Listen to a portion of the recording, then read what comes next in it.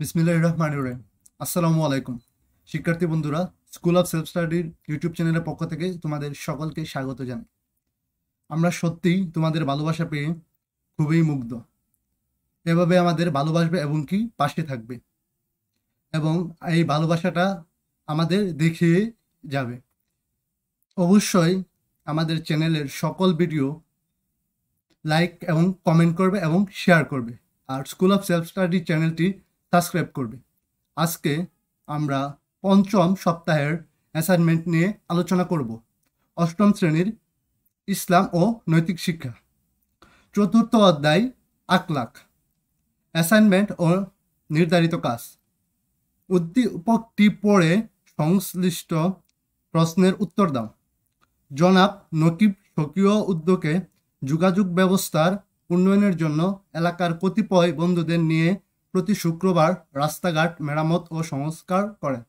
অন্যদিকে তার এক বন্ধু নাবিল তার এ কাজগুলোতে অংশ না নিয়ে বরং বলে, নকিব সাহেব নেতা হওয়ার জন্য এসব করেছেন। গ নম্বর প্রশ্ন, দুইটি প্রশ্ন দেওয়া আছে, গ এবং বড় গ। গ নম্বর প্রশ্ন, নকিব সাহেবের মাঝে ইসলামের কোন সেবার বিষয়টি প্রকাশ পেয়েছে? ব্যাখ্যা করো। ইসলামের দৃষ্টিতে কায়েসের দৃষ্টিভঙ্গি কিসের পরিচায়ক? আলোকপাত করো। এই নিয়ে একটা জিনিস দেখো, গ নম্বর প্রশ্ন কায়েস দেওয়া আছে, কিন্তু উদ্দীপকে আছে বন্ধু নাবিল। সুতরাং ইসলামের দৃষ্টিতে নাবিলের দৃষ্টিভঙ্গি কিসের পরিচায়ক? আলোকপাত করো। এই প্রশ্নটা হবে। এখন আমরা উত্তরে চলে যাই অ্যাসাইনমেন্টের।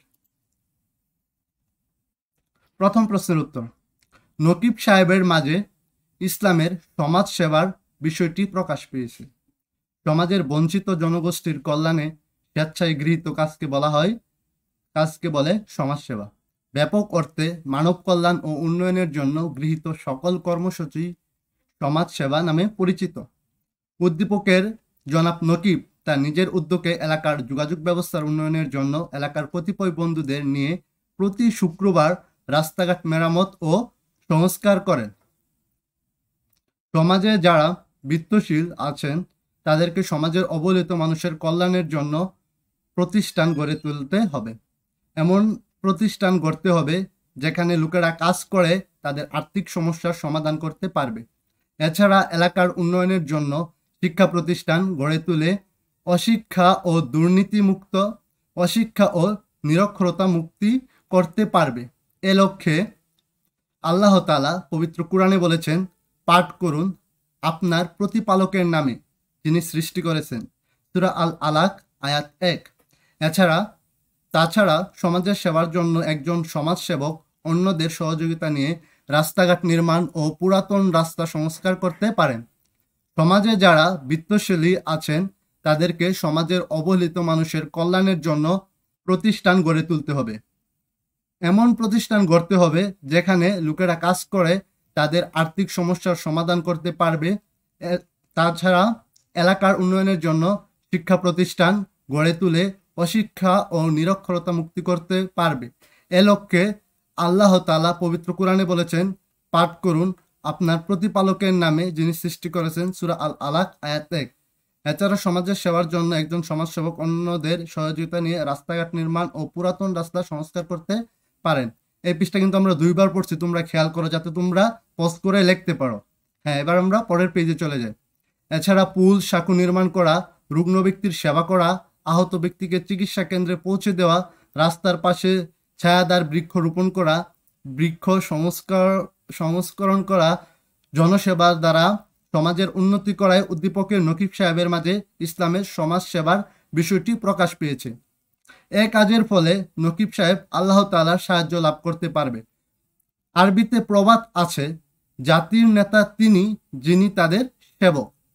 সুতরাং উপরিক্ত আলোচনার মাধ্যমে প্রতীয়মান হয় যে উদ্দীপকের নকিব সাহেবের মাঝে ইসলামের সমাজ সেবার বিষয়টি প্রকাশ পেয়েছে। তোমরা গ নম্বর প্রশ্নটা কি দাপে দাপে লিখবা, তাহলে শিক্ষক সন্তুষ্ট হয়ে বেশি নাম্বার দেবে। আমরা এবার পরের প্রশ্ন চলে যাই, 2 নম্বর প্রশ্নের উত্তর বা ঘ নম্বর প্রশ্নের উত্তর। ইসলামের দৃষ্টিতে নাবিলের দৃষ্টিভঙ্গি পরশ্রীকাতরতার পরিচয়। মানুষের হীন ও নিন্দনীয় আচরণকে বলা হয় আখলাকে জামিমা। পরশ্রীকাতরতা এক ধরনের আখলাকে জামিমা। পরশ্রীকাতরতার অর্থ অন্যের উন্নতি ও সৌভাগ্য থেকে ঈর্ষা প্রকাশ করা, অর্থাৎ হিংসা করা। অন্য কারো ধন সম্পদ, সম্মান, ভালো ফল বা উচ্চ মর্যাদা দেখে ঈর্ষান্বিত করা এবং তার ধ্বংস কামনাকে পরশ্রীকাতরতা বলে। এটি একটি মারাত্মক মানসিক ব্যাধি। এ ব্যাধি নানা কারণে, যেমন শত্রুতা, অহংকার, নিজের অসৎ উদ্দেশ্য নষ্ট হওয়ার আশঙ্কা, নেতৃত্বের লোভ ইত্যাদি হতে পারে। উদ্দীপকের নকিব সাহেব এলাকার বন্ধুদের নিয়ে রাস্তাঘাট নির্মাণ ও সংস্কার করে সমাজ সেবা করার নাবিল নিজে যুক্ত না হয়ে এবং এতে ঈর্ষান্বিত হয়ে বলে নকিব নাকি নেতা হওয়ার জন্য এসব করেছে। অর্থাৎ নাবিল নকিবের এই বালু কাজ মেনে নিতে পারছেন না। নকিবের ভালো হওয়ায় নাবিল এতে ঈর্ষান্বিত হয়েছেন এবং তাকে ঠাট্টা বিদ্রুপ করেছেন, যা একটি অন্যায় কাজ। নাবিলের এই কাজটি আখলাকে জামিবা, পরশ্রীকাতরতার পরিচায়ক। ইসলাম ধর্ম এমন পরশ্রীকাতরতাকে হারাম ঘোষণা করেছেন। মহানবী সাল্লাল্লাহু আলাইহি সাল্লাম বলেছেন, আগুন যেমন শুকনো কাঠকে জ্বালিয়ে ছাই করে দেয়, পরশ্রীকাতরতা তেমনি পুণ্যকে ধ্বংস করে দেয়।